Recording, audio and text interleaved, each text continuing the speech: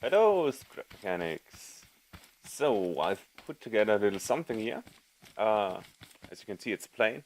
It's a Boeing 737-800, and I built this because I've seen a lot of discussion in the forums as to how to make a good plane that actually flies and behaves like a plane and not like a helicopter or a rocket. So here's my contribution.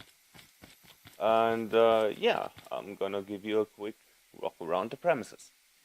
So as for the outside of this plane, I tried to copy the 737-800 as closely as possible. So I took the actual blueprint of the plane and laid a grid over it, resembling the size of the blocks in the game. I took about 1 foot per block conversion rate. So yeah, I read in the forums some different measurements, but I think foot per block is quite okay.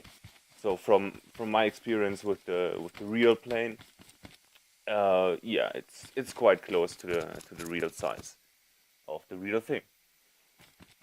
Okay, in order to get it to fly properly, I tried to make a basic avionics system to yeah to help the plane determine which state of flight it is in, and yeah, behave accordingly.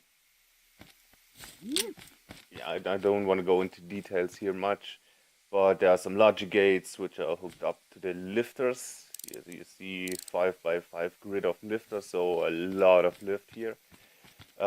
Needs to be a lot of lift as the plane is quite heavy. It has about 13,000 wood units, I would say, worth of weight.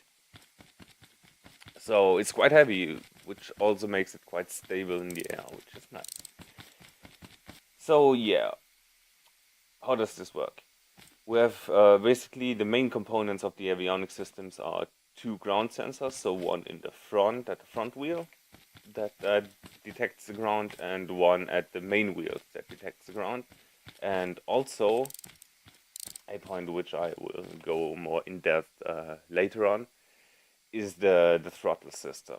We have 8 different power settings for this plane for the engines, and this input, or better the power output that you get from the throttle also goes into the avionics system.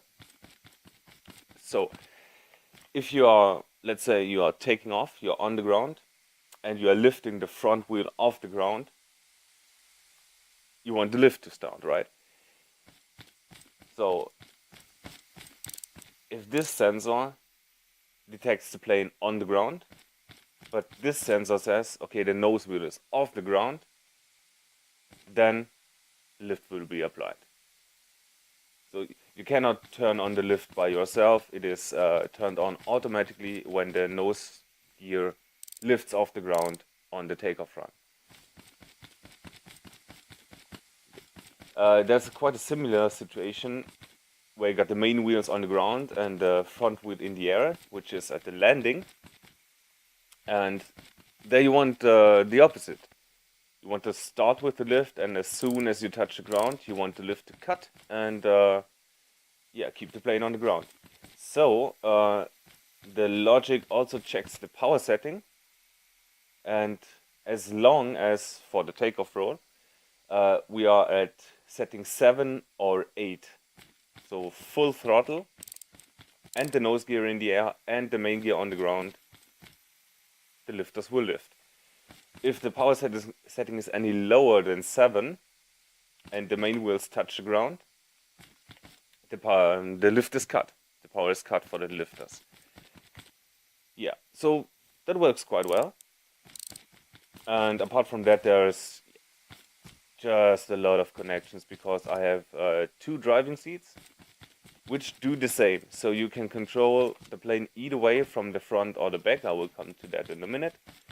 And basically they're all hooked up to these buttons. They have individually buttons 1 to 9. And these buttons for the front and the back are connected to logic gates, which are 4 gates, I think. So So if you press this button 1 or this button 1, doesn't matter, the logic gate will fire and it will do whatever button 1 does, which is the navigation lights, the nav lights in this case. So yeah, that's about it from the outside. Let's take a seat. Let's start in the back. This seat has the purpose of giving you a nice outside overview from behind. So any more at the front, and you get basically stuck in the rudder. So I put it all the way to the back so you have a nice view from behind and can fly accordingly. Yeah. Okay, so what can we see from here? You have a lot of switches and you have to determine in which state these switches are in. So let's run through it. The first switch, number 1, turns on the navigation lights, which are the white lights on the wings and the tail, and also red and green lights on the side of the wing, which you can see from this perspective. What it also does is it arms the lifters. So the lifters will not work if these lights are out. I designed this way because I wanted to have a master switch in case this plane gets stuck in a tree or somewhere on the wall with the lifters running to get it down. So when you turn these lights off and the lifters are running, they will turn off and the plane will fall out of the sky. Yeah, so button number 2 I will only press briefly because it's the gear. Button number 3 is the flaps. So button number 4, 5, 6, and 8, which are laid out like the WASD, are your primary flight controls. As lifts, number 5 lifts the nose, number 8 drops the nose, number 4 rolls left, and number 6 rolls right. So you can see that on the ground, obviously. Button number 7 is the landing lights, which you also cannot. Well, yeah, you can see the main gear landing lights.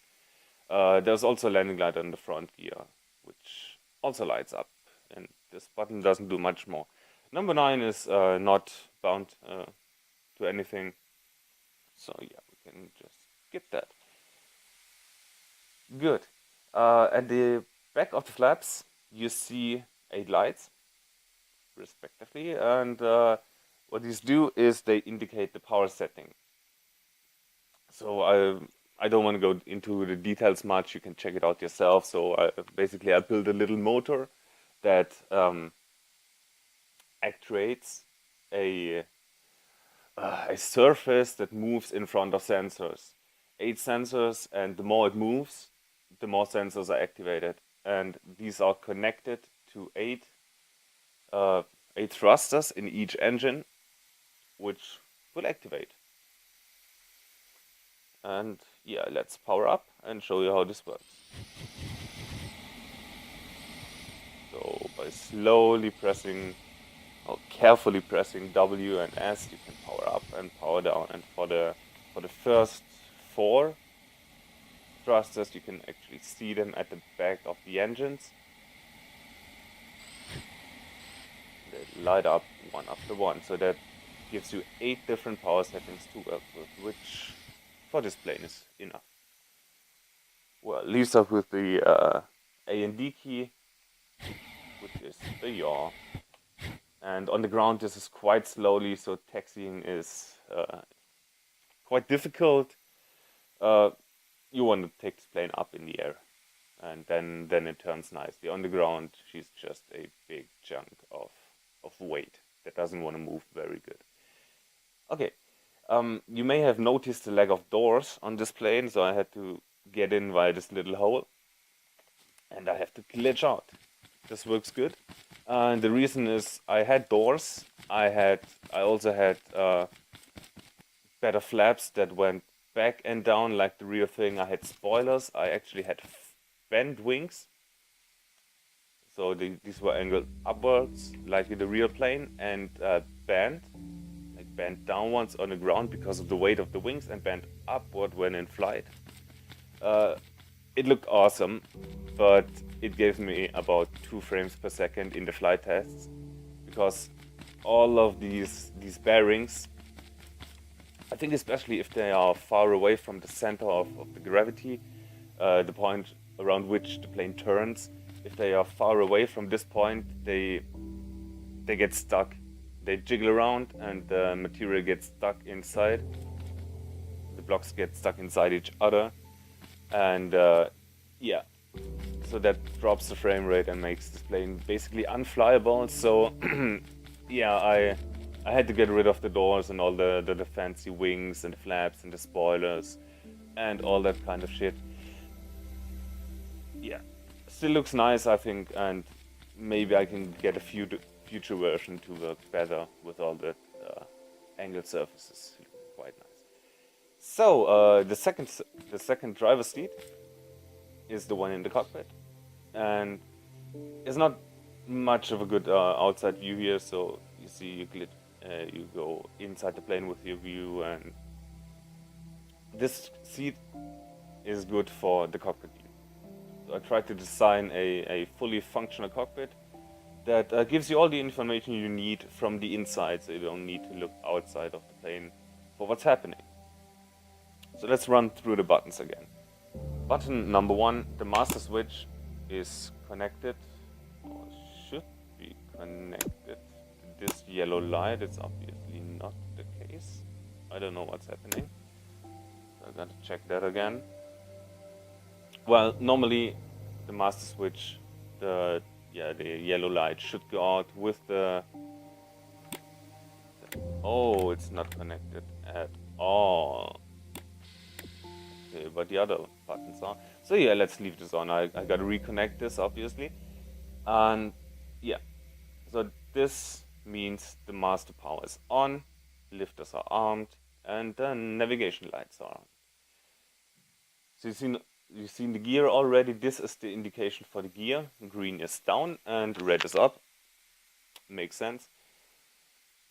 And it takes a while. It takes about 4 seconds for the lights to switch after you press the button, because it takes about 4 seconds for the gear to get up or get down. So once it is fully up in place, the red light will light up, and when it goes down and it's fully down, the green light will light up. Hope that makes sense. So these two lights, the white and the blue lights, are the landing lights, which are also not hooked up. I don't know why. And the flaps. So is there anything obviously hooked up?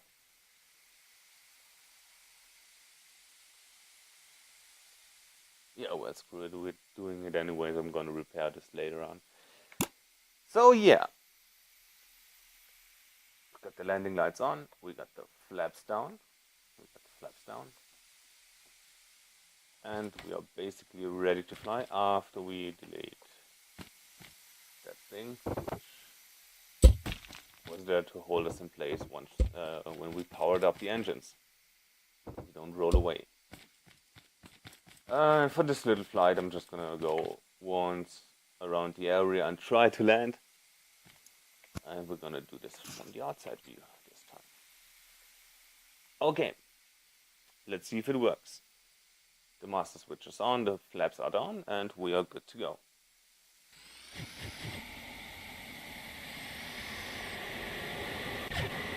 We can build up some speed before we slowly lift the nose off the ground, and the thrust is activated.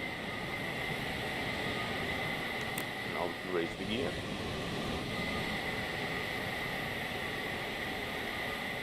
And I recommend go for the strict follow camera in this one, so it follows you well.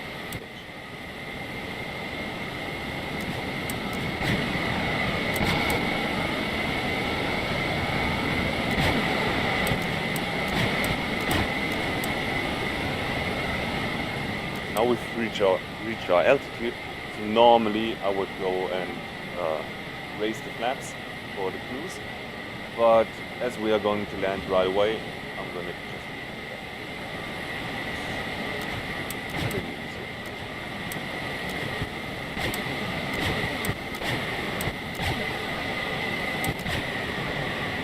As you can see, the pitch works quite fine, the roll, and also the yaw. For the turns, you have to coordinate the roll and the yaw, so you go straight, so you don't slip like this. The plane is going to the right, but still pointing forward. We don't want that. We want the plane to go straight in the turn. So roll to the turn, towards the turn, and then yaw. Then roll out again, stop the yaw, and you're going straight again. And that's basically it.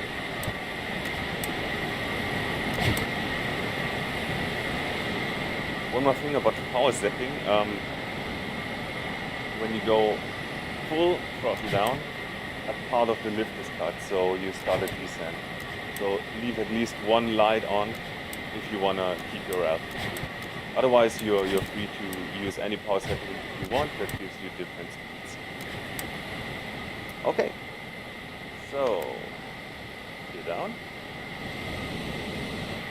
and let's see if we can make it. So here's the problem. Yeah, sometimes shit gets stuck. That was the problem before, as I mentioned, with the doors and stuff. So if the gear is not coming down, just push the button a few times. That should do the trick. Also happens to the flaps sometimes, and also to the power. In the worst case, you just have to reset, reload the plane, and it will work again.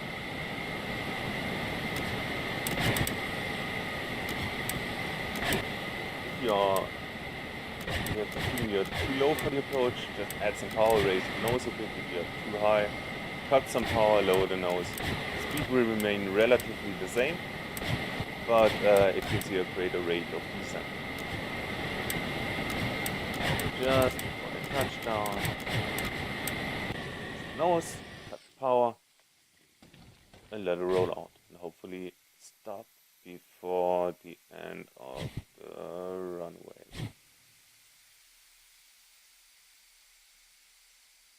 So yeah, that was successful. I'm happy.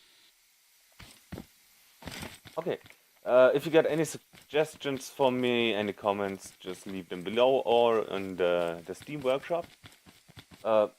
If you want to if you want to repaint this plane, go ahead and do it. Credit for the original model would be much appreciated if you share it on the workshop. Yeah, I love to see, actually, I'd love to see repaints of you guys with real airlines. I didn't want to advertise to any commercial airline here, so I went for the Planet Express livery. Yeah, but feel free to add any airline painting you want, and would be happy if you let me know what you did, and yeah, looking forward to it. So that's it for today. Thanks for watching, and enjoy your flight mechanics.